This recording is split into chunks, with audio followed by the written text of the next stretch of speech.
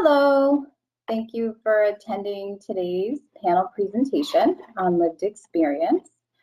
My name is Amy Evison. I'm a service director in the Child and Family Division of CHR. I'm also a member of the Zero Suicide Committee that endorsed this training opportunity today. We hope this training will give you a new perspective about suicide from people with lived experience, so that you can have a greater understanding of our clients' needs. The intent and focus of today's panelists is to give you their personal perspective about suicide.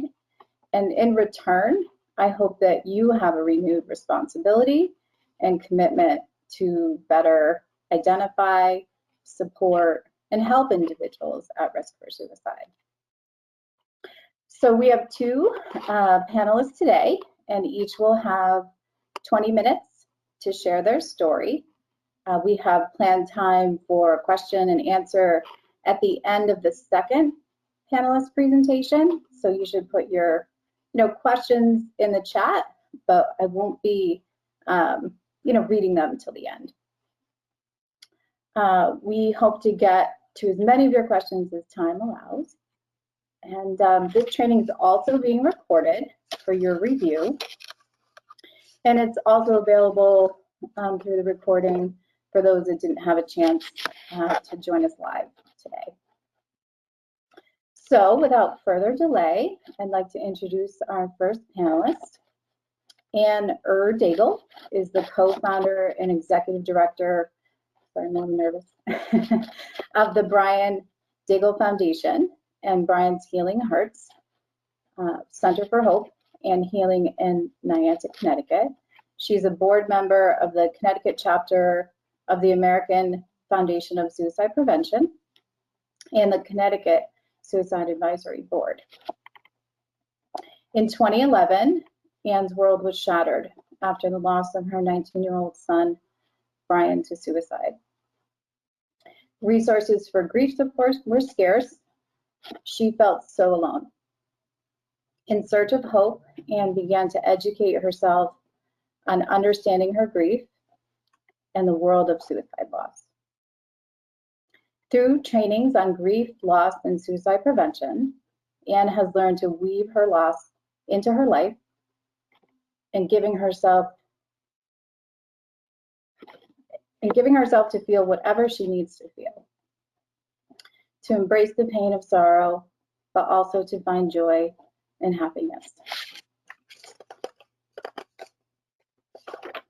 Throughout the country, Ann has shared her story and inspired others to search for hope, begin and to find true meaning in their life after loss. So thank you, Ann, and it's your turn to share. Okay, thank you. Thank you, Amy, and thank you for the opportunity to share my story about my journey of unspeakable loss, but yet finding hope and meaning and purpose to continue my life, but most importantly to honor the life of my son, Bryan. So welcome everybody. Thank you for listening to me today and to being here for this presentation. The Bryan Daigle Foundation was started in 2014, and it was really started to fill a need. As Amy said in my introduction, there were no resources, or resources were very scarce and limited. So as time went on and I was coming out of my darkness, I knew I needed to do something. I knew I needed to give people hope and help people who were struggling the same way that I was. I was a little further out on my journey. I had done a lot of work to help myself and to help others. So that's really how the Bryan Daigle Foundation was born. Actually, it started in, as I said, in 2014 when we started our nonprofit. I really didn't know what we were going to do, so I called it Project Bryan.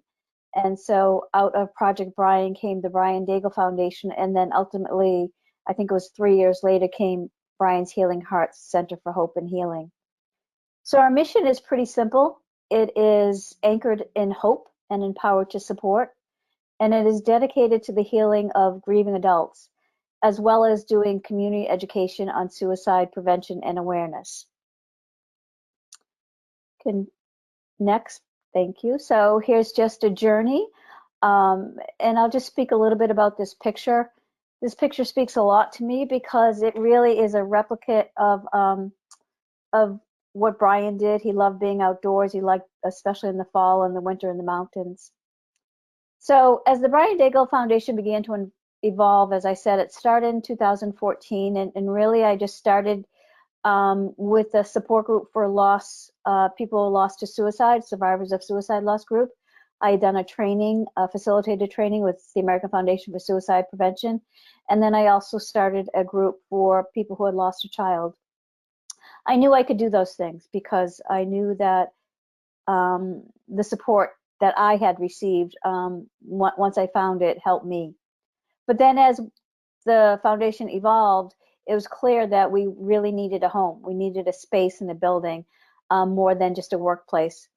So what I envisioned was a home, that people could come to a home and walk in through the kitchen and sit in the living room and be surrounded in a safe space.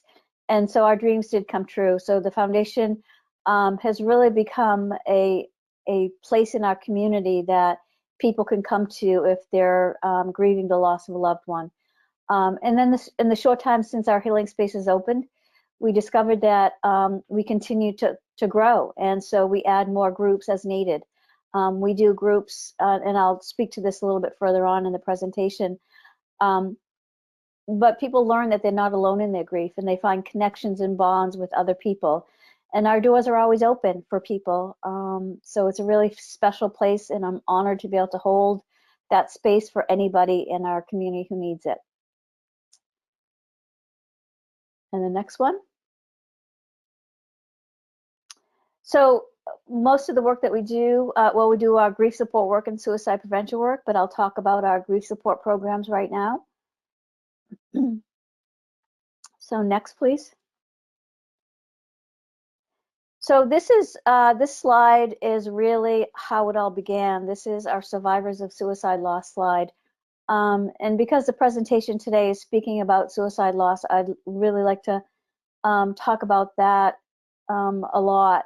You know, suicide loss is a loss like no other. I call it a monster in of itself because of all of the different layers that go into the survivors of suicide loss. You know, the feelings of guilt, the shame and the stigma that still surround the suicide loss permeates throughout the survivor's whole being and a community. The ripple effect goes on and on and on. And Bryan was 19 years old when he died. He was away at college, but his loss was felt still so strongly throughout our community in East Lyme, from the school that East Lyme High School that he attended, to the lacrosse field, to the families and friends and neighbors and the siblings of his friends, and it just went on and on and on. So people really needed support, and they really needed to be listened to as much as possible. I was able to attend a survivors of suicide loss group after Bryan died, but then I felt I needed more. So I found a special place in Massachusetts that I attended, and I found some people that really helped me in my healing. And after a few years, I discovered that this was something that I needed to do for others. So as I said, I became trained to be a facilitator for suicide loss survivor groups. I became very involved with the American Foundation for Suicide Prevention. As it was mentioned, I'm on the Connecticut chapter of the American Foundation for Suicide Prevention, and they've helped me so much in my journey. Not only with our Connecticut chapter, I've become involved with them nationally as far as doing work in areas that I never thought I could. One being active in our advocacy work to promote bills and to put bills through our federally and at our state level. So I felt that I could be a voice for people who don't have a voice anymore with the American Foundation for Suicide Prevention. And then another important program I want to share with people is the Healing Conversations. That is a program for people who lose a loved one to suicide. Through the website of AFSP, you can ask to speak to a survivor of suicide loss, and we will connect you with a survivor who had a similar loss. For instance, you know, if you needed someone who lost a child, then I would speak to them. If you needed somebody who lost a spouse, we have somebody else who can speak to them as well. All of the work we do at the Ryan Dagle Foundation, these are some of the other programs that we do. Some of the grief support programs are done through our companioning model by Dr. Ellen Wolfelt. And we have a bereaved parents chapter here. We do the loss of a spouse or partner, again, the loss of suicide. We'll often do traumatic losses, which would be suicide loss, loss to addiction, and also loss to homicide. We do a very special program called Understanding Your Grief, which is an educational-based program that we use a book and a workbook for people to help them through their journey of grief and loss and help them better understand that they're not going crazy with that. We also use Dr. David Kessler's book on the 6th stage of grief. And we also offer, which is really important to us, private grief therapy. We have a grief therapist on staff here. And all of our programs, whether it's private therapy or our grief support groups, we all are able to do that free to anybody who needs it. So that was our grief work that we do, our grief support work. And I know I kind of glossed over it briefly, but it takes a village when you lose a loved one to suicide, when you lose a loved one to any loss. But again, suicide loss is so, has so many layers, as I said before. So it takes a village. You need, I believe that you really need a support group to get through it. You need strong therapy to get through it. You need the support from your faith community if you're very strong in your religion. You need support from anybody that will be there for you, because you need to be able to speak about it. Telling your story, and I'm so grateful for CHR today that I get the opportunity to tell my story.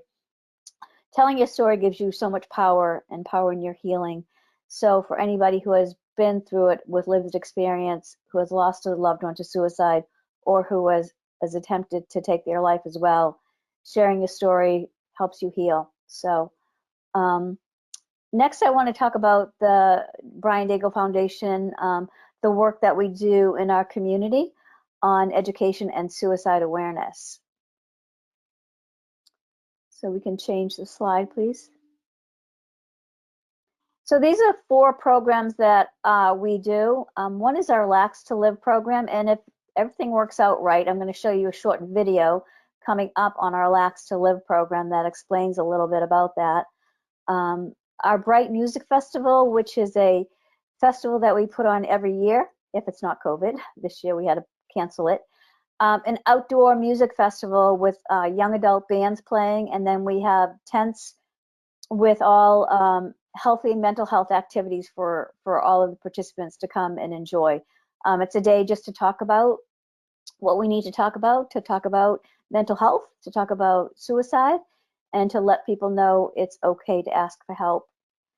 And then the other 2 on the bottom of the slide, the QPR is a suicide prevention training, which I know many people at your organization has done, as well as our Talk Saves Lives. So I try and teach these as often as I can.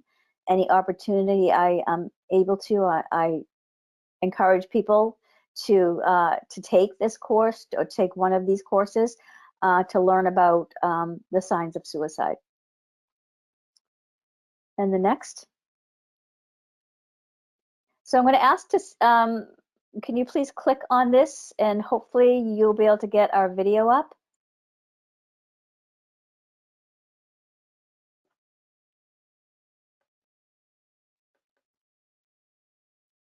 Nope, is that not working?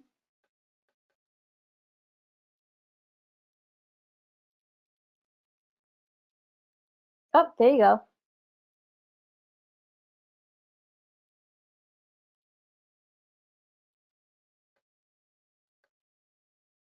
Are you getting sound?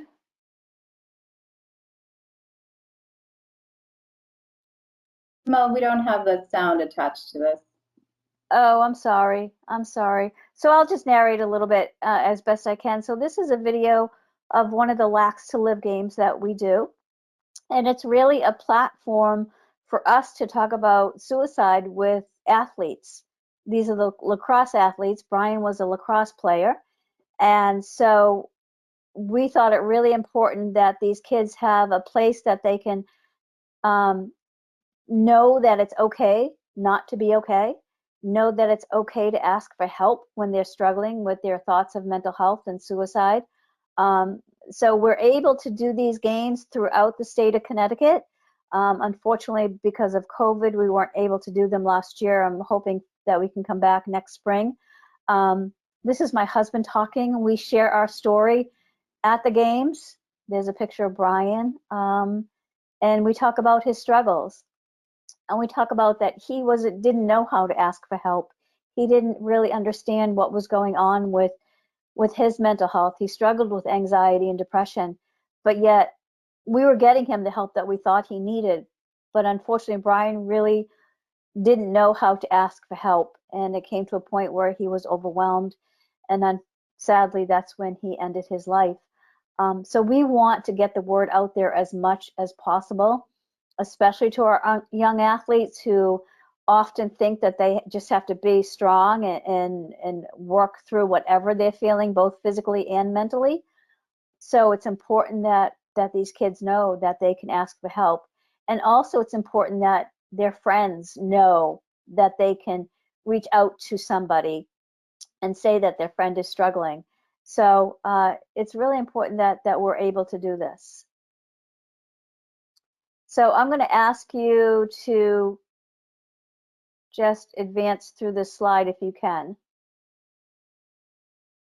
Yep, so there's our table that we set up. We give out all kinds of information on suicide awareness and the American Foundation for Suicide Prevention.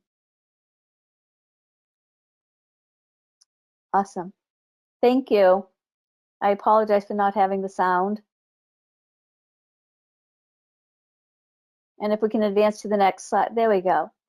So these are some pictures I want to highlight for everyone of the work that we do, continue to work for suicide prevention.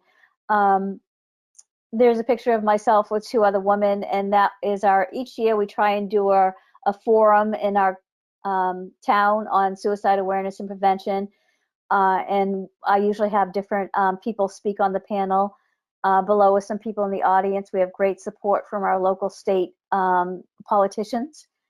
And then you can see the picture there with our Washington Capitol behind us. That was one of our advocacy days through the American Foundation for Suicide Prevention, where we go to the Capitol and we speak with our representatives. We speak with our Congress people and our senators and talk about important bills that we think need to be passed. And I will proudly say that the work that we did does happen. So we were part of the organization that helped get the 988 number that will within a couple years soon be our new emergency number instead of the 1-800-273 talk number. So we were part of that 3-digit number that got passed through both the state and the House of Representatives. So we're very proud of that. We did receive a reward for the Ryan DeCosta Foundation because of the work that we do in our community. And then those are some of the kids with the Lax to Live shirts on. And then our word of hope that I always like to share for people. So if you want to advance that, please. So all the work that we do at the Ryan DeCosta Foundation could not be done without our fundraisers and our private donations. So we have our biggest fundraiser event coming up in December that we're still able to do, hopefully live and virtual, our Jingle Bell 5K run and walk that we do. We do a golf tournament every year, and then on the bottom one is a fundraiser that one of our local businesses had for us.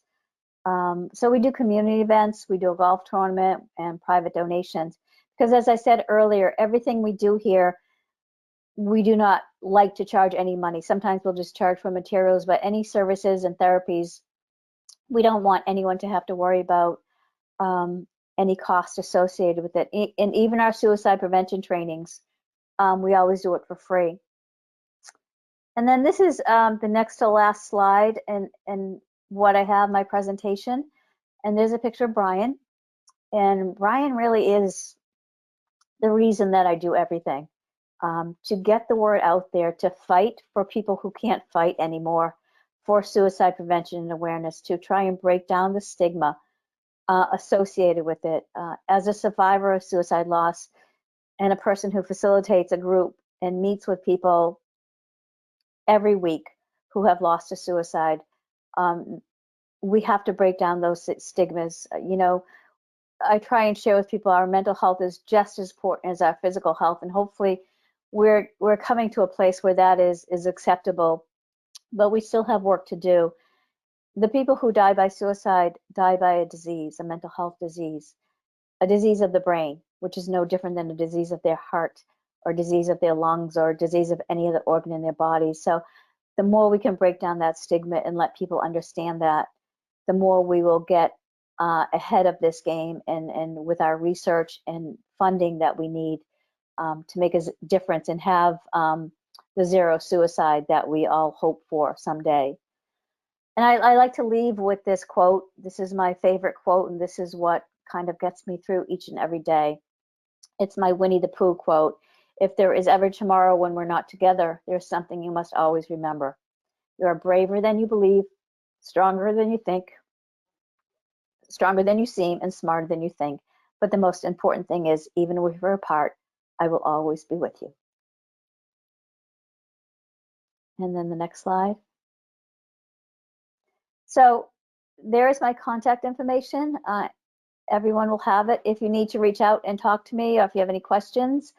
I know I didn't talk too much about survivors of suicide loss, but it's a long and a forever journey, just like any other loss. But you know, I don't ask myself the questions that I used to ask. I don't ask myself the questions why anymore, although they do come up once in a while. But it's a journey that none of us would ever want to be on. So we have to be patient with ourselves and get all the support that we need and have the opportunity like this today to speak about the people that we love, people that we lost. So thank you, Amy. Thank you so much, Ann. I just respect you so much as a mother and as an advocate, and your work is so important. As providers, we're trying to engage and provide support and treatment, but it's absolutely in partnership with organizations like yours, that really, surround people who are hurting. So thank you so much for being here today and for all that you do. Thank you very much. It's an honor. Yeah. Great. So we're ready for our next panelist. Here he is. So Ryan is a 19-year-old mental health advocate from Niantic, Connecticut, who's also transgender. He began going to groups at the Ryan Daigle Foundation 2 years ago. This is his first talk ever about his experiences through the guidance of NAMI. So it's okay if he's a little nervous. It's going to be great. He will be sharing with you his experiences with mental illness, trauma, an eating disorder, and past suicide attempts. His future goal is to be a motivational speaker to promote change. He hopes to help those who are experiencing suicidal thoughts or know how to help someone who's suicidal. He's also here to end the stigma about suicide and be a voice for those who may be still silent like he had once been. So thank you so much, Ryan, and it's your turn to share.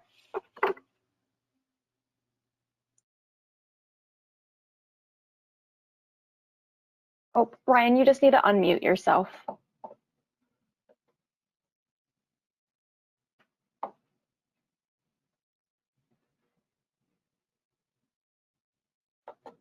We don't hear you yet. Do you see the little microphone?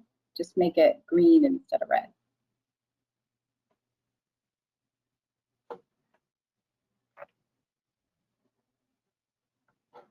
Not yet.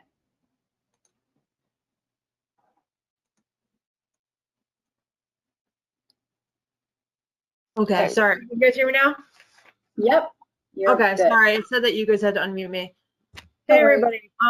My name is Ryan. This is my first ever speaking about my story, and I have for a long time wanted to, and it was very hard for a very long time to have the strength to do that. I do live in Niantic, Connecticut. I use he, him, his pronouns. Oops. I don't know if I can control. I can't control the slide. You should be able to now.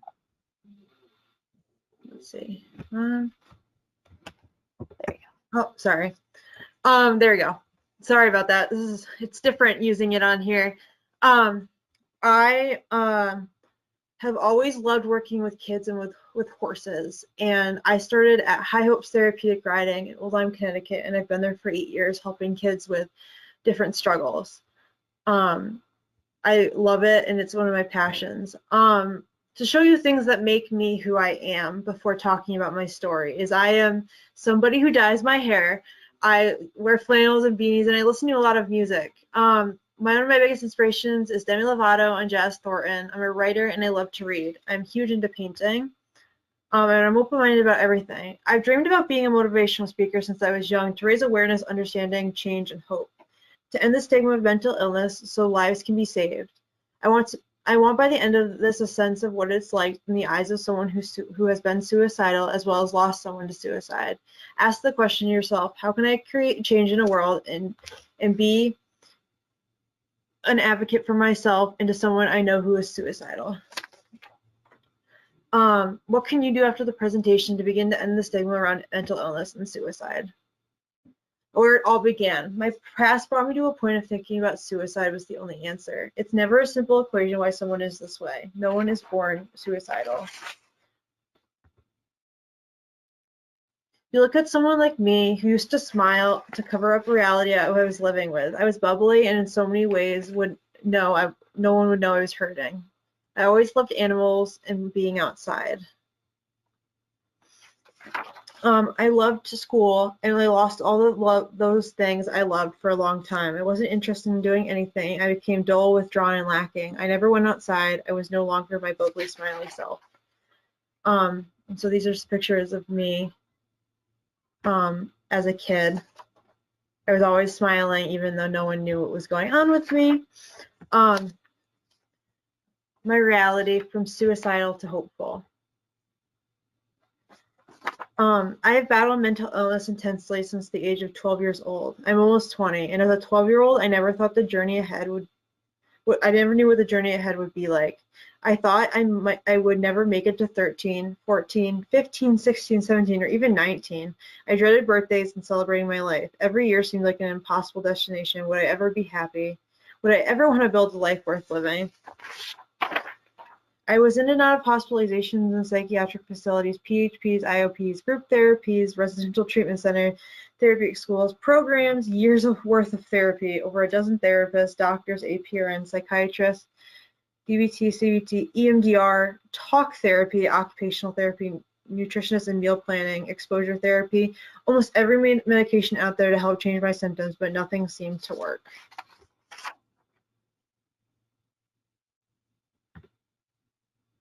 Sorry, 1 second.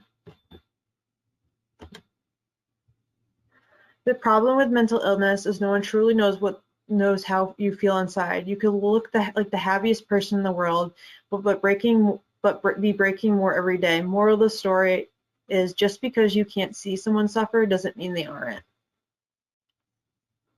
And so sometimes I looked like this in recovery, and it was rough. I was in and out of hospitals. It's all my life was, is I was literally withdrawn and I didn't care anymore. And sometimes I look like this. You wouldn't know. I was smiling. I was living life like people thought I was okay.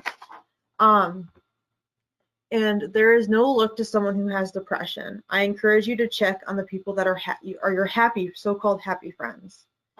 And so here's a little bit about what has happened to me. I will kind of break it down.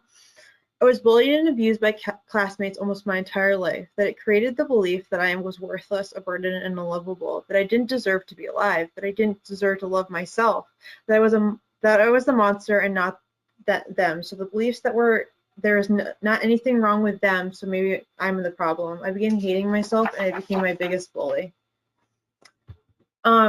As a kid, I was sexually abused from the ages of 6 to almost 14 years old. I felt alone, I felt trapped, I felt like it would never end, and again created the beliefs I am worthless, I am a burden, and I am unlovable. I had no power, I had no control, and I was property more than a human being. Abuse like this drove 12-year-old me to my breaking point, and I had no way out but suicide. And when the attempt failed, I tried and tried again. Because of that, the pain of having to live with that trauma was so awful, I didn't want to be here. The actions of someone else drove me to blame myself. And the last thing that happened to me that stung the most was when I witnessed my best friend commit suicide on December 23rd, 2014. I was 13 years old, she was 12. Her name was Caitlin, someone I loved dearly, gone in a short moment, right in front of my eyes, a future, a life, a beautiful life gone because of the silence of mental illness. Unanswered questions that as this event triggered my own battles, made me a piece together why suicide is an avenue people go down. This is my journey from suicidal to hopeful and how you can be too. Losing someone to suicide is beyond awful, more than any words can ever explain. It's completely preventable, but the stigma makes so many, including myself, fall silent in fear of being shamed and judged for the illness out of our control.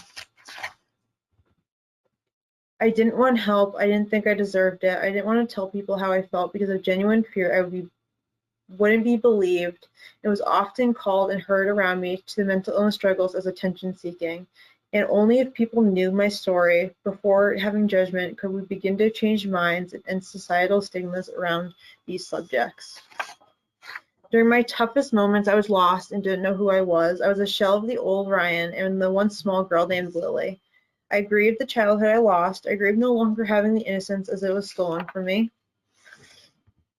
So this one is really hard to hear, but I wrote a suicide attempt before one of my almost fatal attempts to my school psychologist, and I will read it to you guys.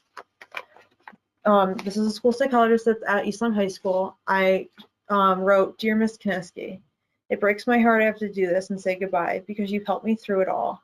But I have to do this. I can't be at home because I would rather not be found by my family. I've hurt them enough. Yes, I am at school, but I have a method that I have stashed for months. Becoming so suicidal, I debated and cried and argued with myself it was actually happening. Turns out it is. The mental illness won, and I just want this to go away. I needed to be at peace. I don't want to pretend anymore. I need to have it all out of my head because all it does is keep coming back, and it ruined the thought of any dream I ever had come true. It destroys me because without accomplishing the dreams, I am nothing. You have been a huge support, and thank you for caring about me and trying to make school the best opportunities to do better. It's just too much. Sorry for this. It's going to suck, and maybe if I'm okay, if I survive, but the method I am doing will not make me the same anyway. Nothing hurts more than the mental pain I feel every second of every day. Tell my parents I am so sorry, and I love them, and that it became too much, and it came on too fast again, and I couldn't handle it anymore. Thank you so much again for everything. Sincerely, Ryan, for the last time." So after writing that, I was found, and I had sent this in an email, and if I had not sent that email, I would have probably not made it.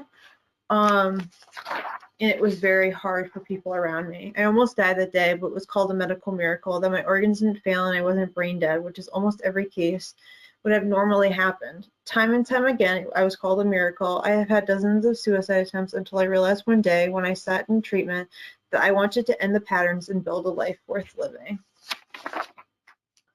This is me 4 days before my suicide attempt I had planned for months. You can't see it. You can't see a smiling face and always assume that that person is okay.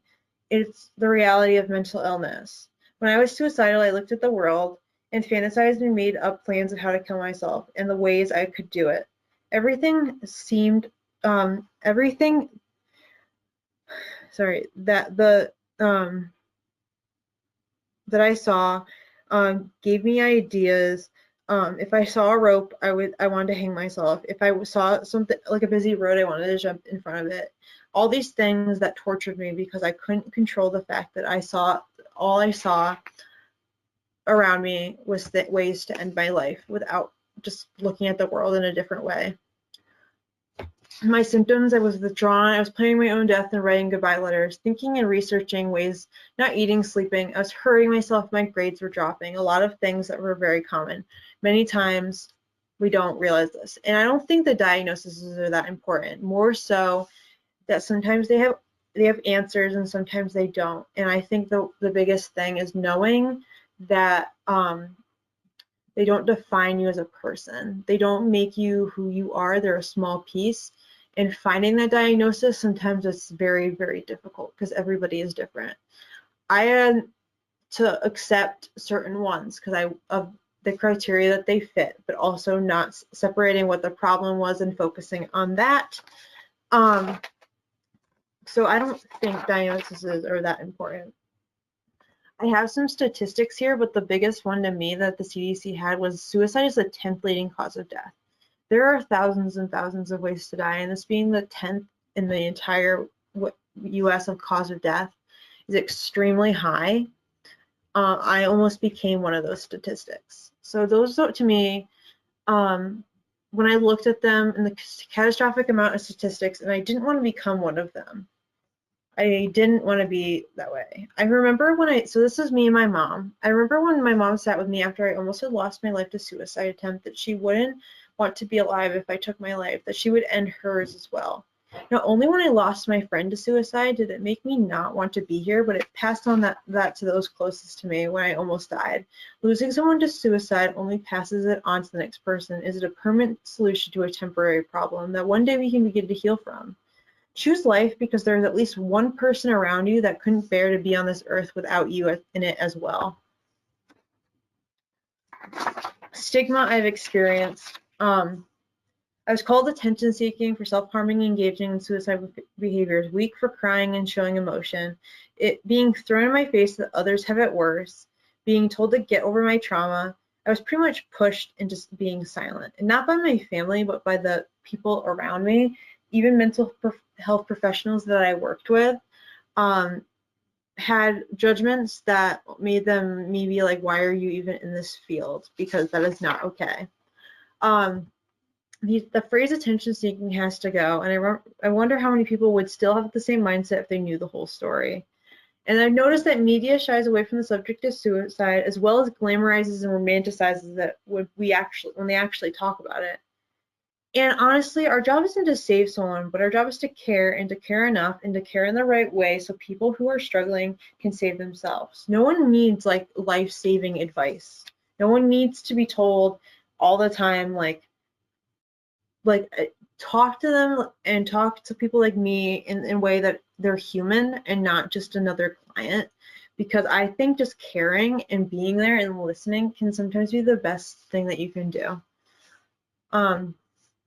Not talking about suicide only reinforces the idea that it's not okay to talk about it, and I thought this was very important.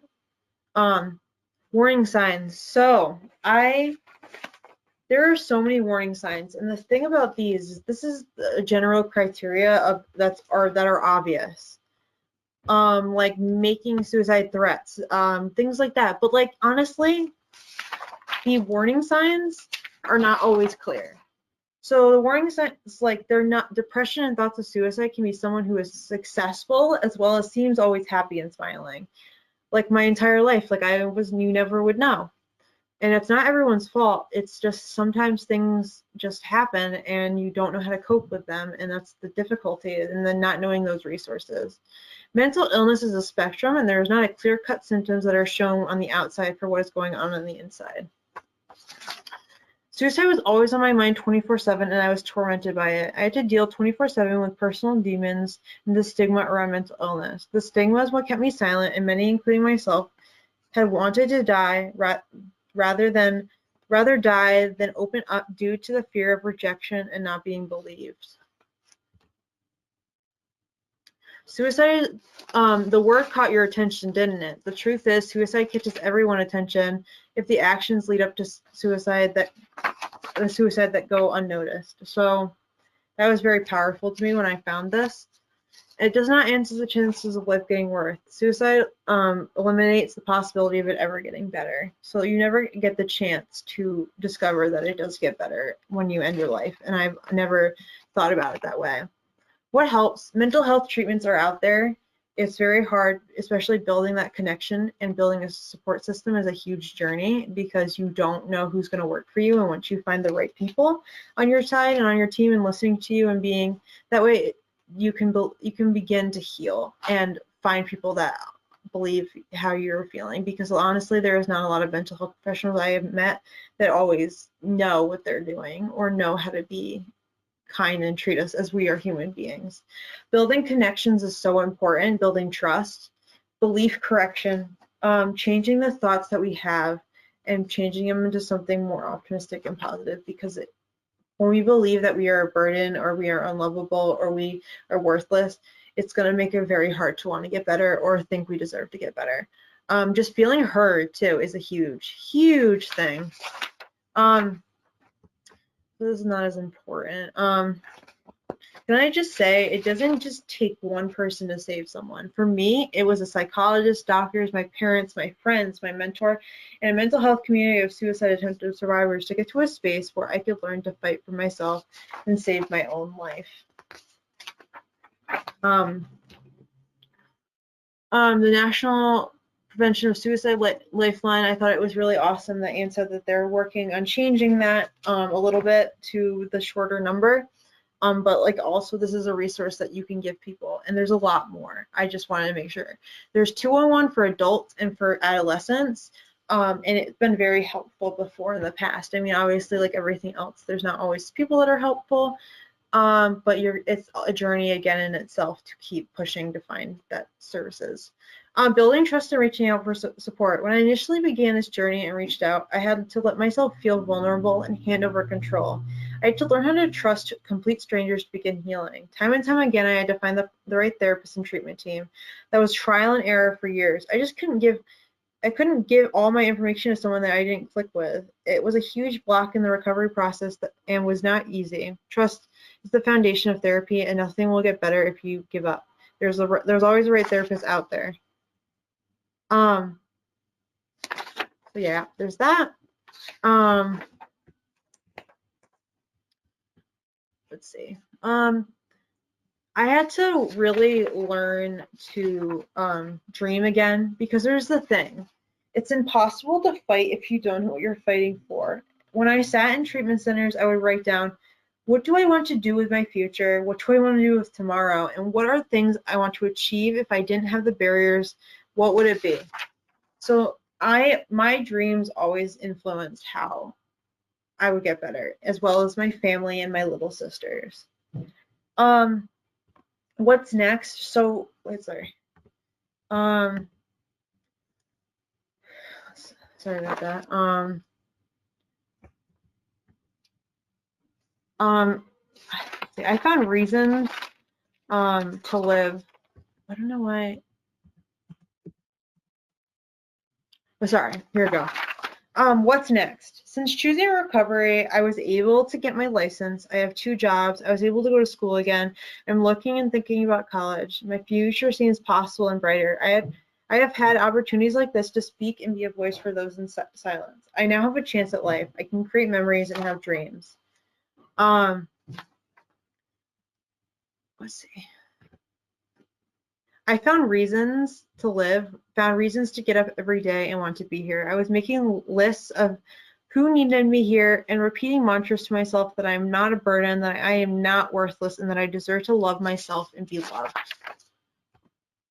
And there is help and there is hope. People in your lives rather have you here and messy than not here at all.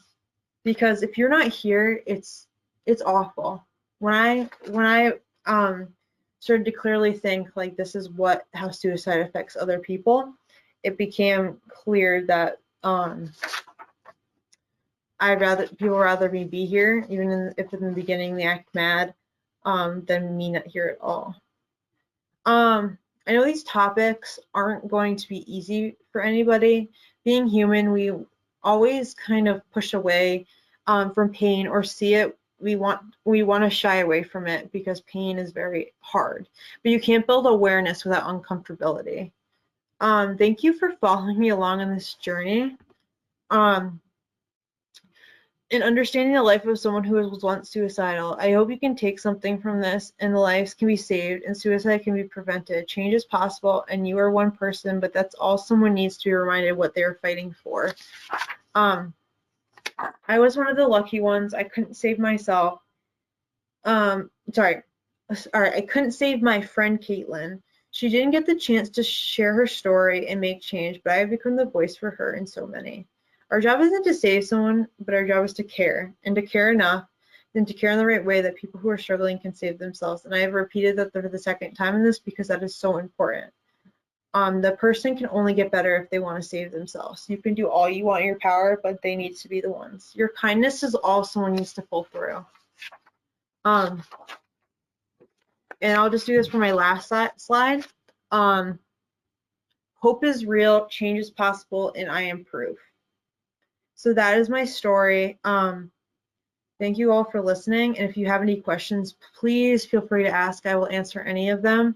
The Ryan Daigle Foundation has really been beneficial to me. I realized how not alone I was, and the fact that this was in my own community really began healing. And I really had that connection, not losing my child, but losing my best friend and seeing that happen and seeing how it impacts other people. And on this journey has really been one of those things that I have learned that I am not alone in this, and that it happens to people all the time where they lose their they know someone who's lost their battle.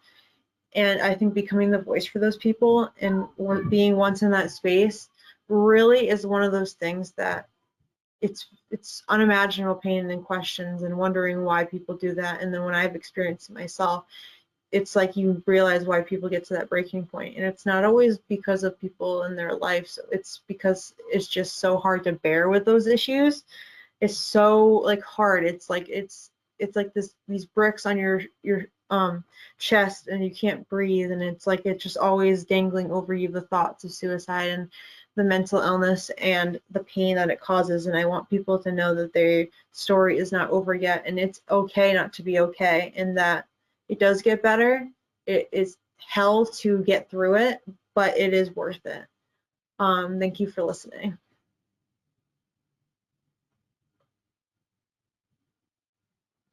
Thank you so much, Ryan. There were so many things that I feel like I needed to hear, and probably hear many times over.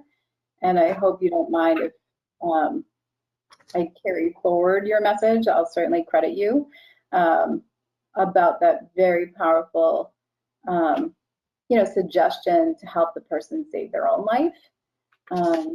It's just so powerful, and it's just so powerful to hear you say that. So that's something that I want to share with other people, and maybe make the focus of my work and training with staff. So thank you so much. You did great. Thank you. That was awesome. Yeah. So I can certainly share any questions if people want to put them into the chat. I can read them for you if you want to do that now. Do you see any, Simone? I just want to make sure I'm looking at the right screen. I did see a couple. We will send out that video that Ann wanted to share that we couldn't get the volume for. I will send that out later. It'll be on the intranet and on our website. Okay. Oh, thank you. Yeah, I don't see any. So if you don't mind reading them, Simone, if Yeah. you wouldn't mind. They're just comments. So your message was so helpful, both of you. Well, thank you. That really is means a lot because this is my first ever time talking about it, and I really am grateful that I have got this opportunity and will continue to have opportunities as time goes on. And sharing my story, I don't want it to be how people, like, I want people to know the hope that there is in reaching out and then finding the right supports, because just because they don't have the right supports now doesn't mean that they can't get them in the future and build that trust. It's just, I think the beginning is always the hardest, and I think there's trial and error and realizing that relapse happens and things happen to where you have to keep going, and then you'll eventually find hope. I think it's always hard, the reaching out for hope and then finding the right people that believe you and trust you, and you can trust. I think trust is really the foundation of beginning to have hope. And the fact that when I started at the Ryan Dagle Foundation and I was going to the house and everything, I'm right down the street, and I saw that and I was like, this is going to be perfect for me. And it was very hard at the beginning because it is a very vulnerable thing to talk about and it is very difficult, but I am so grateful that I have gotten that opportunity to be there. And I go to groups Tuesdays and Thursdays. We do it on Zoom right now, but when I was in the building at the Ryan Dagle Foundation, it was really helpful, and I began healing because of that, and I felt believed, and I felt like I'm not alone in this. And I think it's just finding that, like, there's always an outlet out there. I think it's just finding it, and I think it's a blessing in itself that the Ryan Dagle Foundation and Bryan Healing Hearts, the building, was right down the street from me. I think it was just one of those things that I just was so grateful for. And I thank Ann all the time, like, without even always thanking her directly, but like I always think, I'm like, Ann, like, thank you so much. Like, I'm like always so sorry for your loss, but he really, like, your story and him have saved my life, and I am so grateful.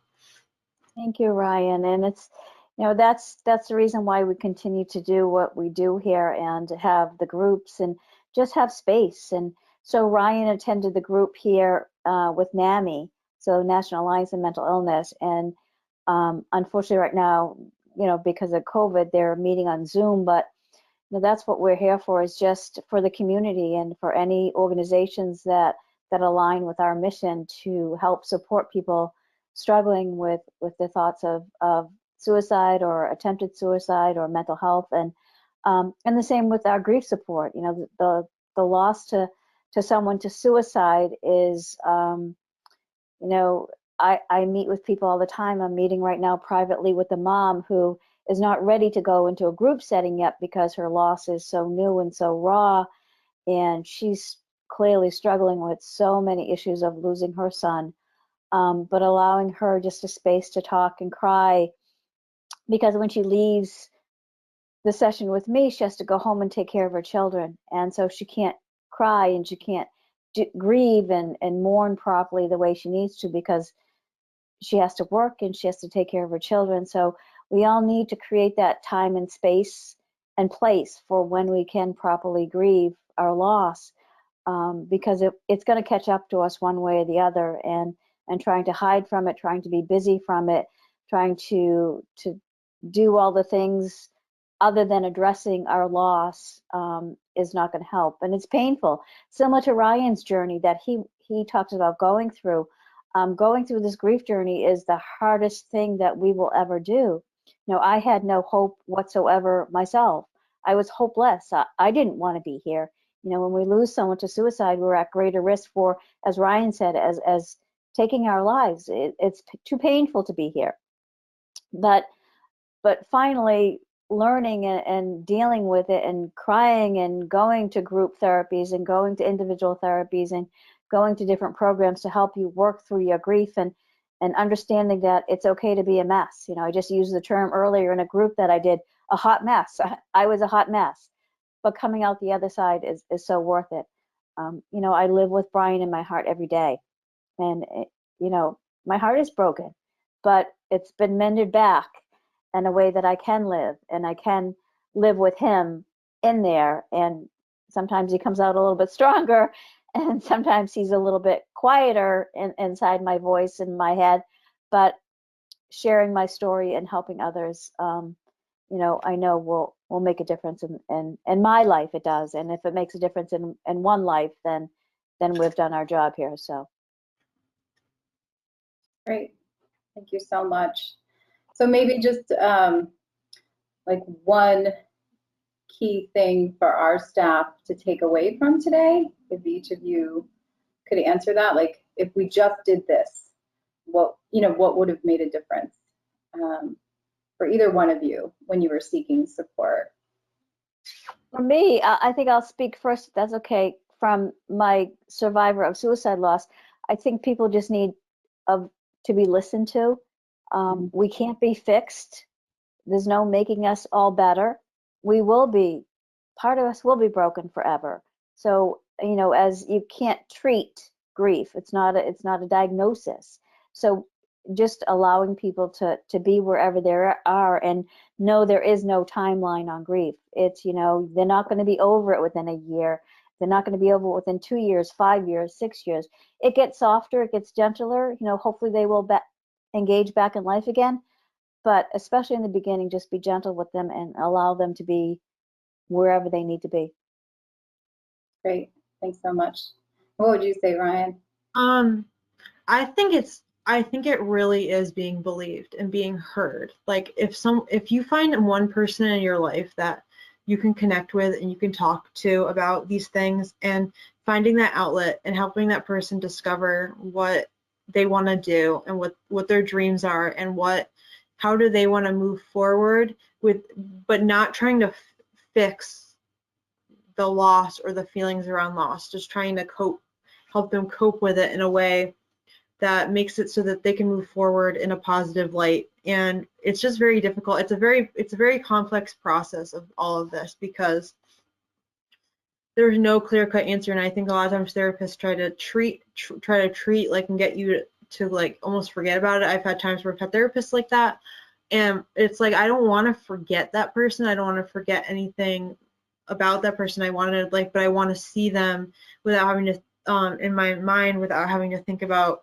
how they ended their life, or coping with how they, like, I don't want to always think of that person in that way. Like I want to be able to think about the good and the things that I learned from that person and how I can change people. And I think it's just not making that person forget. I think it's making a difference by being there and helping that person know what they're fighting for. Right. All right, you two did so well. It's almost like we've done this before.